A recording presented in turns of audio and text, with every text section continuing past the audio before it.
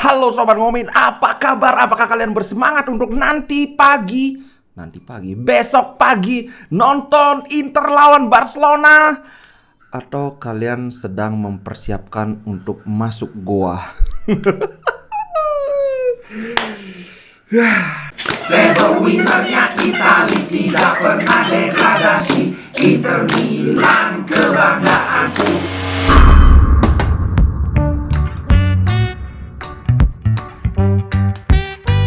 Jadi kita sama-sama tahu ya, karena di sini channel Inter kayaknya di sini semua sangat mengikuti Inter dan ya nggak usah dikasih tahu lagi. Inter lagi krisis. Dan di tengah krisis ini kita harus menjamu Barcelona, tim yang katanya lagi krisis, tapi kenyataannya mereka ada di pole position di puncak klasemen La Liga. Sama sih nilainya kalau nggak salah, aku baca kemarin apa lusa katanya sama nilainya dengan Real Madrid, cuma mereka menang selisih gol. Posisi Inzaghi walaupun manajemen bilang tenang, tapi aku yakin posisi Inzaghi itu sedang terancam sekarang.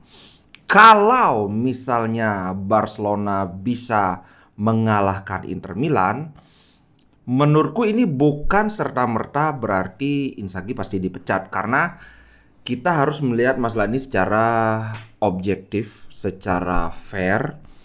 Kelas kita, kelas permainan kita, kelas pemain kita juga memang saat ini kalah level dengan Barcelona. Jadi hasil kalah itu bukan hasil yang kayak gitu loh. Ini beda dengan kita kalah lawan Udinese. Secara materi pemain kan kita ada di atasnya Udinese. Jadi faktor shocknya itu nggak terlalu besar kalau misalnya kita kalah lawan Barcelona. Tapi habis itu kan kita lawan Sassuolo.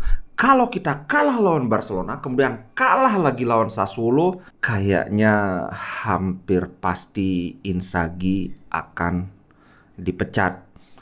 Kecuali kalau kita kalah lawan Barcelona, walaupun kalah kita mainnya bagus. Nah, ini yang jadi catatan. Karena yang sekarang ini banyak dikomplain itu kan bukan sekedar kita kalah aja, tapi mainnya jelek. Itu masalahnya. Ini beda dengan contoh paling gampang. Kita lawan Bayern Munchen kalah 2-0. Barcelona lawan Bayern Munchen juga kalah 2-0. Tapi itu bedanya bagai bumi dan langit. Karena Barcelona lawan Bayern Munchen walaupun mereka sama-sama kalah 2-0 dengan kita, tapi mereka mainnya jauh lebih bagus. Jadi apa ya, kalau kawan-kawan ingat gimana pertandingan Inter lawan Barcelona, itu kita memang kelihatan kalah kelas di segala lini. Sedangkan Barcelona lawan Bayern Munchen, mereka menyerang silih berganti menguasai pertandingan. Walaupun akhirnya ya Barcelona dibungkam 2-0 oleh Bayern Munchen. Nilai kita sama-sama 3 poin dengan Barcelona. Tapi terus terang saja aku walaupun sebagai Interisti aku tidak terlalu optimis. Cuma yang namanya sepak bola, keajaiban itu bisa terjadi.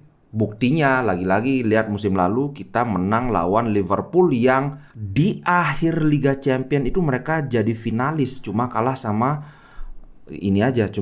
Real Madrid aja. Cuma kita aja yang bisa ngalahin Liverpool, selain Real Madrid tentunya kan. Dan itu kita lakukan dengan 10 orang pemain. Apakah mungkin kita menang lawan Barcelona? Ya mungkin aja. Tapi apakah kemungkinan itu besar? Tidak terlalu besar, Pak. Tapi but that's it. Seperti yang aku bilang, aku tidak tahu gimana dengan kawan-kawan, karena kemarin ada yang mendoakan Inter kalah, ada yang mendoakan Inter degradasi. Kalau aku tetap mendoakan Inter supaya menang. Istilahnya itu adalah hope for the best, prepare for the worst. Sambil itu kita sebelum membahas bagaimana kemungkinan atau prediksi jalannya pertandingan, aku bahas update sedikit ya. Pertama, Inzaghi could change almost half his starting 11 for Inter's Champions League clash with Barcelona. Ini menurut Corriere dello Sport. Corriere dello Sport ini korannya Roma. Nah, berlawanan dengan banyak yang bilang, wah Inzaghi ini nggak pernah pemainnya itu aja, nggak pernah pakai pemain lain. kenyataannya Inzaghi itu sering ganti pemain. Kalau kawan-kawan lihat De Vrij dulunya starter, kemudian Acerbi starter. Di center back kiri kadang Bastoni, kadang Di Marco. Di wing back kiri kadang Gosens, kadang Di Marco. Di kanan Dumfries hampir selalu, tapi beberapa kali juga Darmian jadi starter. Yang hampir selalu jadi starter itu kan cuma Brozovic, Lautaro Martinez, kemudian Barella, Hakan Calhanoglu lagi satu. Jadi cuma berapa? Cuma 4 pemain yang hampir selalu jadi starter. Selebihnya itu sering rotasinya. Jadi ini bukannya aku belain Inzaghi, tapi memang aku harus, kalau salah ya aku bilang salah. Kalau ada yang bilang Inzaghi itu pemain yang dipakai itu aja. Hello, nonton Inter main apa enggak? Jadi kayak gitu kan. Nah, sebelum kita bahas prediksi formasi, berikutnya adalah Simone Inzaghi bilang gini, Barcelona adalah kesempatan kita untuk bounce back. Bounce back itu artinya bounce itu kan mental. Jadi kita kan nyungsep pupung mental lagi ke atas, itu maksudnya bounce back. Think we'll see Romelu Lukaku back next week. Sky Sport Italy. Jadi ada berita bagus, ada kemungkinan Lukaku akan minggu depan sudah bisa bermain, baru kemungkinan ya. Nah, kemudian lawan Barcelona ada kesempatan untuk bounce back ya. Dia namanya pelatih kan harus optimis, nggak bisa kayak aku, wah kayaknya dikit kemungkinan menang. Nggak bisa, pelatih nggak boleh ngomong gitu. Cuma dia ngomong juga, sebenarnya kesempatan terbaik untuk bounce back itu adalah ketika kita lawan Roma. Apalagi sebenarnya kita nggak jelek-jelek amat mainnya. Di fase menyerang kita bisa menguasai bola, mendikte tempo permainan. Cuma ya lagi-lagi kekalahan kita lawan Roma itu adalah di fase bertahan. Roma bertahan dengan sangat baik, Inter bertahan dengan sangat jelek. Terbukti dua pemain Inter yang ratingnya paling kecil itu adalah Handanovic dan Skriniar. Aduh, ini ada gawat lagi. Soal Skriniar kan sekarang masih ini sedang nego perpanjangan kontrak. Sekarang kalau misalnya performa dia jelek, Inter kan manajemen jadi mikir-mikir juga, ini layak nggak dikasih gaji gede kan kayak gitu. Tapi aku sih berpikir bahwa performa jelek Skriniar ini hanya sementara. Jadi walaupun dia lagi jelek, aku pribadi kalau aku misalnya jadi manajemen, aku akan tetap kasih kontrak yang nilainya bagus gitu loh.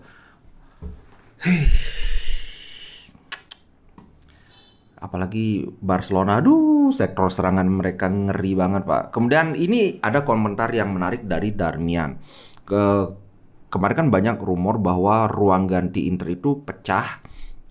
Bahkan ada yang bilang juga pemain-pemain itu sudah nggak suka sama Inzaghi. Mereka itu sebenarnya sudah pingin Inzaghi out. Tapi kemudian hal ini dibantah oleh Darmian secara tegas. Dia bilang, rumors of locker room rifts made up to sell newspaper. We're as united as ever. Jadi menurut Matteo Darmian, rumor tentang keretakan di ruang ganti itu dibuat supaya koran itu laku. Kami sangat bersatu seperti biasanya. Ini menurut Sport Media Set. Ini pemain sendiri yang ngomong. Nah, kan aku bilang waktu aku sih nggak ngelihat kayak ada keretakan di ruang ganti. Aku nggak ngelihat bahwa seolah-olah pemain itu kayak nggak ada motivasi, karena yang aku lihat itu ya tetap ngotot gitu loh. Sekarang ini pemain sendiri yang ngotot, yang ngomong, jadi bukan aku aja yang ngarang-ngarang. Nah, itu update seputar gosip Inter dan sebagainya. Sekarang kita bahas pertandingan. Prediksi susunan pemain ini aku ambil dari bola.net. Kalau formasi Inter itu masih dengan 3-5-2. Di belakang itu Onana. Ini sudah pasti karena sudah si Inzaghi yang bilang bahwa Onana akan jadi starter. Kemudian di depannya Skriniar. Di tengah itu kemungkinan besar De Vrij. Dan di kiri Bastoni. Ini aku setuju karena kemarin si Acerbi main full, untuk dia jadi starter lagi agak susah, tapi kemungkinan itu masih ada. Sebenarnya aku sih pinginnya De Vrij, tetap Acerbi yang main, apalagi kan ada Lewandowski. ketenangan Acerbi sangat dibutuhkan. Oke, sebelum kalian mengejek itu ngomongnya Acerbi. Menurut pelafalan Itali itu dibaca Acerbi. Kalau Acerbi itu kayak gaya English gitu. Jadi mau ngomong Acerbi, mau ngomong Acerbi ya boleh-boleh aja. Kemudian di depannya Aslani akan starter, Barella hampir pasti starting. Kemudian di kiri ada dua yang kemungkinan jadi starter, Mkhitaryan atau Hakan. Karena Hakan kan baru sembuh dari cedera, kemarin juga dia main sudah habis-habisan. Kalau aku sih ngeliat kemungkinan Mkhitaryan yang akan jadi starter. Nah kemudian di wingback kiri, apakah Di Marco? Karena salah satu performer terbaik kita waktu kalah lawan Roma itu Di Marco. Kalau aku sih pilih Gosens, kemudian Di Marco main di sekitar menit 70 gitu. Dan aku yakin kalau ini ketika Di Marco masuk dia akan mengubah permainan Inter. Begitu menurutku ya. Kemudian di kanan ada yang bilang di sumber lain yang kemungkinan jadi starter itu adalah Darmian, sedangkan di sini Dumfries. Aku sih kayaknya Darmian. Menurutku Dumfries sudah 3 pertandingan dia performanya jelek. Apalagi ditambah dia kemarin lawan Roma terlihat sangat kelelahan, jadi mending sekalian dikasih istirahat, kasih Darmian start, kemudian babak kedua Belanova masuk. Nah di depan nih, awalnya kan dikhawatirkan Lautaro cedera, ternyata tidak. Jadi Lautaro hampir pasti main. Kemudian tandemnya ya Dzeko, karena Korea terus terang aja sudah 2 pertandingan berturut dia mainnya jelek. Lautaro main, tandemnya hampir pasti Dzeko. Bahkan aku berani bilang kemarin lawan Roma itu bagusan mainnya si Carboni dibandingkan Korea. Jadi kalau aku sih Dzeko kecapean, keluarin Dzeko, masukin si Carboni. Cuma masalahnya Lautaro kan kelelahan. Jadi idealnya itu Lautaro jangan sampai main 90 menit. Itu sih menurutku, karena kalau dia dipaksakan main 10 menit, satu, dia tidak akan bisa bermain dengan efektif. Dua, kemungkinan dia akan cedera itu ya lumayan gede gitu loh. Itu menurutku ya untuk starting line up. Nah kalau Barcelona aku kan tidak terlalu tahu, aku langsung aja bacakan ini. Kiper Ter Stegen, kemudian Sergi Roberto, Eric Garcia dan Christensen di tengah, Marcos Alonso. Kemudian di lapangan tengah Gavi, Busquets, Pedri, karena Frenkie de Jong cedera. Kemudian 3 di depan, tentu saja Lewandowski, Dembele di kiri, Raphinha di kanan. Dembele ini kan bisa main di kanan dan di kiri, tapi kayaknya Raphinha yang di kanan. Tapi kita lihat aja nanti. Nah untuk head to head, doesn't look so good. Kita 10 kali bertemu di Liga Champion, menang 1 kali.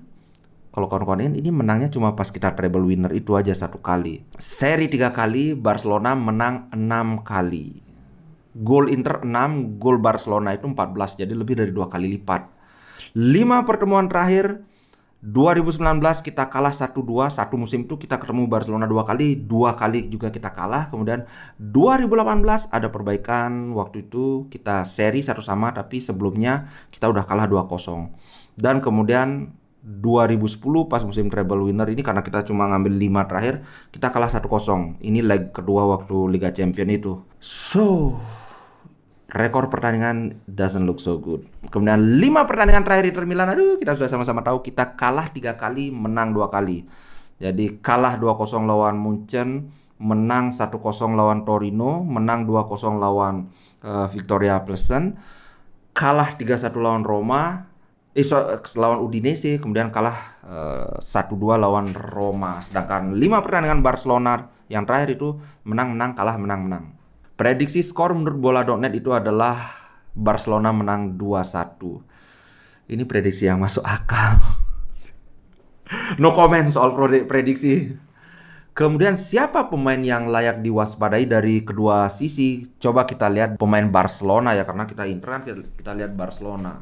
Di sini dilihat Pedri. Pedri ini aku jarang sih ngeliat dia main, tapi untuk gelandang tengah usia 19 tahun ini luar biasa sih menurutku. Luar biasa, gila. Barcelona ini memang akademinya sadis, Pak. Di bawah arahan Xavi Hernandez, Pedri menjelma sebagai motor serangan Barcelona di lini tengah. Apalagi pelatihnya ya Xavi, memang spesialisasi dia, kemungkinan Pedri ini akan jadi benar-benar bintang masa depan. Aku yakin banget sih. Walaupun kenyataannya memang ada pemain yang ketika muda sangat hebat, tapi Toto melempem. Contohnya Bojan Krkic kan, dulu dibilang ini the next Messi, Toto nggak ada apanya. Messi masih menggila di PSG, Bojan Krkic udah nggak kedengeran kabarnya. Kemudian pemain kedua Franck Kessié. Franck Kessié ini berbahaya bukan di dia mencetak gol, tapi dia kan gelandang tengah yang punya fisik yang sangat oke, pemotong aliran bola Inter, apalagi dia juga sudah berpengalaman melawan Inter selama dia di Milan. Oke, Kessié waspada. Nah, kemudian Ousmane Dembélé. Gila, Ousmane Dembélé ini salah satu talenta muda terbaik ketika itu, tapi kemudian kan kita sama-sama tahu dia cedera lama.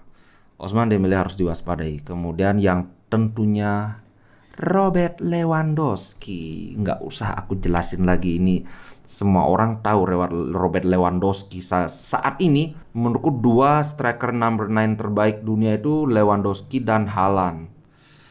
Lewandowski Pak, dikasih kesempatan dikit aja, satu kesempatan dia bisa nyetak 2 gol.